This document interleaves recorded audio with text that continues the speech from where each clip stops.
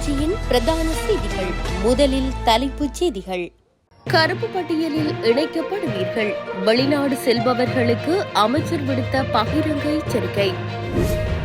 அரசு வளங்களை முடக்கும் வைத்திய அதிகாரிகள். சாவகச்சேரிக்கு வந்த இயந்திரம் எங்கே? போராட்டத்தில் ஈடுபட்ட பொதுமகன் கேள்வி. கனடாவில் கடுமையான வெப்பநிலை. விமான பயணங்கள் குறித்து வெளியான அறிவிப்பு.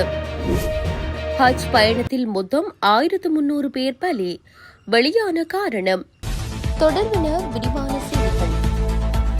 வெளிநாட்டு வேலைக்கு சென்று நாட்டிற்கு அபகீர்த்தியை ஏற்படுத்துபவர்கள் கருப்பு பட்டியலில் இணைக்கப்படுவார்கள் என தொழில் மற்றும் வெளிநாட்டு வேலைவாய்ப்பு அமைச்சர் மனுஷ நாணயக்கார எச்சரித்துள்ளார். ஸ்ரேலில் விவசாயத்துறையில் பணிக்கு செல்லும் இலங்கை தொழிலாளர்களுக்கு விமான சீட்டு வழங்கும் நிகழ்வு மனுஷ நாணயக்கார தலைமையில் தொழில் மற்றும் வெளிநாட்டு வேலைவாய்ப்பு அமைச்சின் கேட்போர் கூடத்தில் நேற்று நடைபெற்றுள்ளது. இந்நிகழ்வில் உரையாற்றும் போதே அமைச்சர் இதனை தெரிவித்துள்ளார். நாங்கள் முதல்கட்டமாக ஸ்ரேலுக்கு அனுப்பிய பணிக்குழுக்களின் நெருக்கடிகள் காரணமாக ஸ்ரேலிய விவசாயத்துறையில் வேலைகள் வீழ்ச்சியடைந்துள்ளன. இலங்கை போன்று எம்மவர்களின் சிலர் அங்கு போராட்டம் நடத்தியதால் இவ்விளைவு ஏற்பட்டது. எனவே நாம் தொடர்ந்து ஸ்ரேலிய அரசுடன் பேச்சுவார்த்தை நடத்தியதன் மூலம் எங்களுக்கு மீண்டும் விவசாயத்துறையில் பணியாளர்களை அனுப்ப வாய்ப்பு கிடைத்துள்ளது.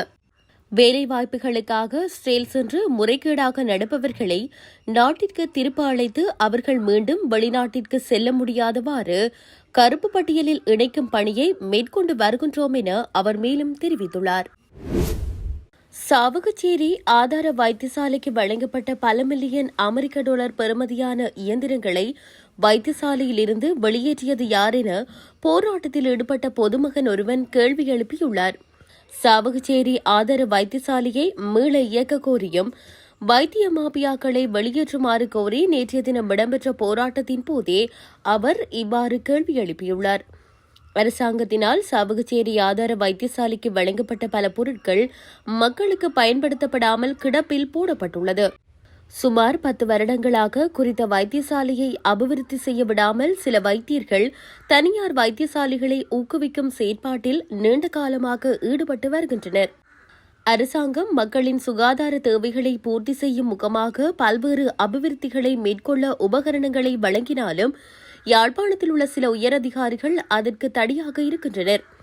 இந்த வைத்தியசாலைக்கு வழங்கப்பட்ட பல மில்லியன் பெறுமதியான இயந்திரம் வைத்தியசாலையில் இருந்து வெளியேற்றப்பட்டிருக்கிறது.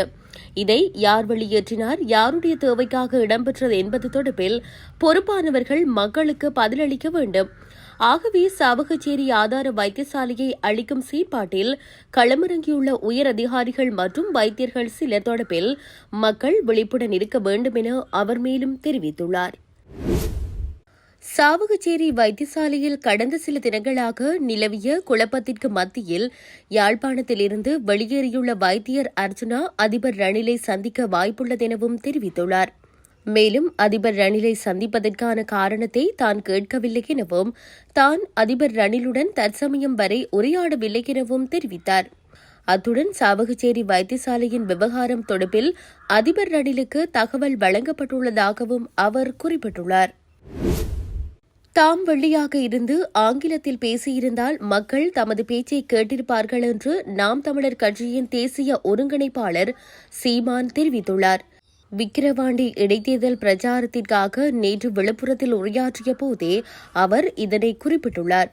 தாம் கருப்பாக குளமாக இருப்பதன் காரணமாகவே தமது பேச்சு யாரும் கேட்பதில்லை என்றும் ஆதங்கம் வெளியிட்டுள்ளார். நாம் தமிழர் கட்சிக்கு வாக்களிக்காதவர்கள் மீது வருத்தம் தான் கோபப்படுவது கிடையாது. எனினும் அவர்களை பார்க்கும்போது பாவமாக இருக்கும். ஏனென்றால் தமக்கு வாக்களிக்க மறுப்பவர்கள் தனது உறவினர்களே என்று சீமான் குறிப்பிட்டுள்ளார். ஒரு கொள்கையை விதைத்து 60 ஆண்டு குப்பையை வெறும் 5 ஆண்டுகளில் அகற்றுவது சிரமம் என்றும் தமக்கு வாக்களிக்காதவர்கள் நிச்சயம் ஒரு நாள் வெட்கப்படுவார்கள் என்றும் சீமான் தெரிவித்துள்ளார். கனடாவில் விமான பயணங்கள் குறித்து விசேட அறிவிப்பு வெளியிடப்பட்டுள்ளது. அதன்படி ரொரன்டோ பியர்சன் விமான நிலையத்தின் விமான போக்குவரத்து பாதிக்கப்படலாம் என எதிர்வு கூறப்பட்டுள்ளது. ரொரன்டோவில் கடுமையான வெப்பநிலை நீடிக்கும் என எச்சரிக்கை விடுக்கப்பட்டுள்ள நிலையிலேயே இந்த அறிவிப்பு விடுக்கப்பட்டுள்ளது. இந்த எதிர்வு கூறலை கனேடிய வளிமண்டலவியல் திணைக்களம் வெளியிட்டுள்ளது. இதேவேளை தென் ஒன்றாரியோ பகுதியில் கடுமையான வெப்பநிலையுடன் காற்று பலமாக வீசக்கூடும் என அறிவிக்கப்பட்டுள்ளது. இந்த நிலையில் கடும் வெப்பநிலை காரணமாக விமான பயணங்கள் திட்டமிட்டவாறு மேற்கொள்ள முடியாமல் போகலாம் என பியர்சன் விமான நிலைய நிர்வாகம் அறிவித்துள்ளது. சவுதி அரேபியாவிற்கு புனித ஹஜ் யாத்திரை மேற்கொண்டவர்களில் 1300க்கும் அதிகமானோர் உயிரிழந்த சம்பவம் பேசுபொருளாகியுள்ளது. இந்நிலையில் இந்த சம்பவம் குறித்து சில தகவல்கள் வெளியாகியுள்ளன. இஸ்லாமியரின் முக்கியமான ஹஜ் புனித யாத்திரையில் உலகம் இந்த ஆண்டு முழுவதும் இருந்து ஏராளமான இஸ்லாமியர்கள் பங்கெடுத்திருந்தனர். எனினும் இந்த முறை சவுதியில் வெயில் அதிகமாக இருந்த காரணத்தினால் புனித பயணத்திற்கு வந்த யாத்ரீகர்கள் சிலர் உயிரிழந்தனர். எனவே அது தொடர்பில் சவுதி அதிகாரிகள் விளக்கம் கொடுத்துள்ளனர். அதாவது ஒவ்வொரு ஆண்டும் ஹஜ் புனித பயணம் மேற்கொள்பவர்களுக்கென விசா வழங்கப்படும் நிலையில் இந்த ஆண்டு 18 லட்சம் பேருக்கு இந்த விசா வழங்கப்பட்டிருந்தது. இந்த 18 லட்சம் பேருக்கும் தங்குவதற்கான இடம், பயணிப்பதற்கான குளிர்சாதன வசதி கொண்ட பேருந்து, உணவு, மருத்துவ உதவி, உதவியாளர்கள் என அனைத்து ஏற்பாடுகளையும் ஹஜ் பயணக்குழு செய்திருக்கிறது. இதற்கான பயணம் மேற்கொள்பவர்களுக்கு ரூபாய் 2.5 லட்சம் கட்டணமாக செலுத்த வேண்டும்.